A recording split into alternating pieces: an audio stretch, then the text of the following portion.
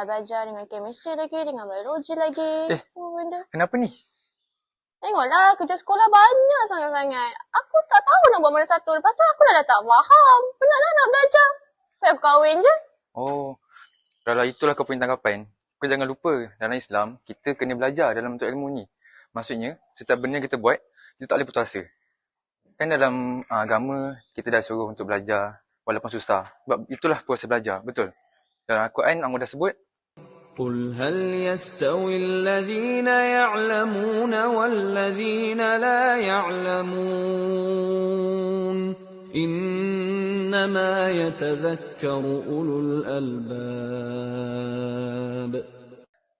So, jadi kita sebagai pelajar atau manusia, kita kena wajib belajar dan tak boleh putus asa. Walaupun susah macam mana pun, kita ada kawan, kita ada ustazah untuk kita refer semua tu, betul? So, tak bolehlah susah macam tu dan give up macam tu saja, betul? Okay, so teruskan dan jangan putus asa, okay? Bye-bye. Afandi. Kenapa? Apa kata kau ajar aku mat ni? Kita berdua je ke? Alah, pasal belajar je kan? Kalau macam tu, bolehlah sekali. Aku pun ada yang tak faham. Okay. Soalan mana tu? Korang tahu tak apa maksud ilmu?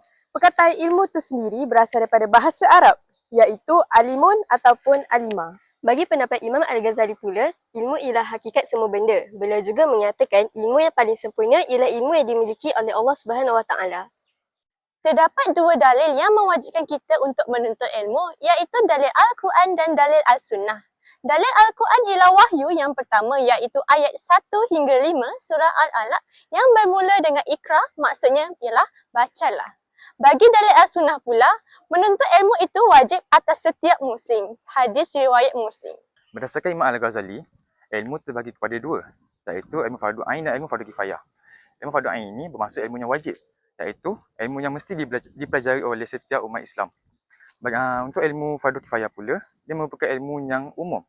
Bermaksud sebahagian sahaja yang perlu mempelajari ilmu tersebut. Sebagai contoh, ilmu IT dan ilmu sains. Antara kelebihan orang berilmu ialah yang pertama, Allah Subhanahu Wa Taala membezakan dan mengangkat darjat orang yang berilmu di dunia dan di akhirat. Dan yang kedua, orang berilmu sentiasa dijadikan rujukan. Yang ketiga, ilmu merupakan satu-satunya warisan Nabi. Dan yang keempat, orang berilmu beramal dengan cara yang betul kerana mempunyai ilmu. Tujuan utama ilmu ialah untuk menghubungkan diri dengan Allah Subhanahu Wa Taala. Selain itu, untuk menghubungkan ilmu dengan Allah Subhanahu Wa Taala kerana ilmu itu datang dari Allah Subhanahu Wa Taala. Berilmu sahaja tidak cukup kerana tuntutan ke atas ilmu ialah untuk melaksanakan kefahaman dan roh itu sendiri. Kepentingan ilmu kepada individu adalah agar mempunyai akhlak yang baik, membentuk individu yang berkepribadian mulia. Bagi masyarakat pula, agar melahirkan masyarakat yang berwawasan dan berilmu, dan agar membentuk sebuah negara yang setanding di mata dunia. Cara-cara menghayati adab menuntut ilmu, iaitu ada tiga. Yang pertama, dengan berniat ikhlas. Setiap perkara yang kita lakukan, hendaklah kerana Allah SWT. Nombor dua, tekun berusaha dan bertawakal. Setiap perkara yang kita buat, hendaklah berusaha bersungguh-sungguh kerana datangnya usaha itu mendatangkan benda yang baik. Yang ketiga, kita mestilah menghormati tenaga pengajar, iaitu pensyarah ataupun sesiapa yang mengajar kita, kerana itu merupakan berkat yang perlu kita perolehi daripada mereka. Jadi, untuk soalan ni, kau faham tak? Oh, baru faham. So, lepas ni aku kena banyak rujuk dekat buku lah ni. Betul? Tapi bukan buku yang kita belajar je. Kita boleh rujuk Al-Quran, Al-Sunnah dan kitab-kitab lain. Faham? Faham? Banyak dia ni. Aku rasa nak pergi kot. Yaudah, aku...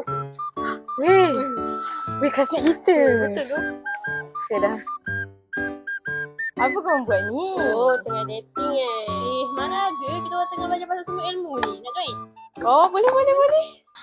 Korang nak tahu tak, hari tu kan, dalam kelas ni Ustazah dia cakap, sumber ilmu tu bukan daripada buku Al-Quran je. Ustazah cakap, sumber ilmu tu termasuk akal dan panca indera. Tapi terbatas lah, macam akal kita, tanpa merujuk buku apa semua, kita tak adalah tahu macam benda-benda seperti sains, matematik.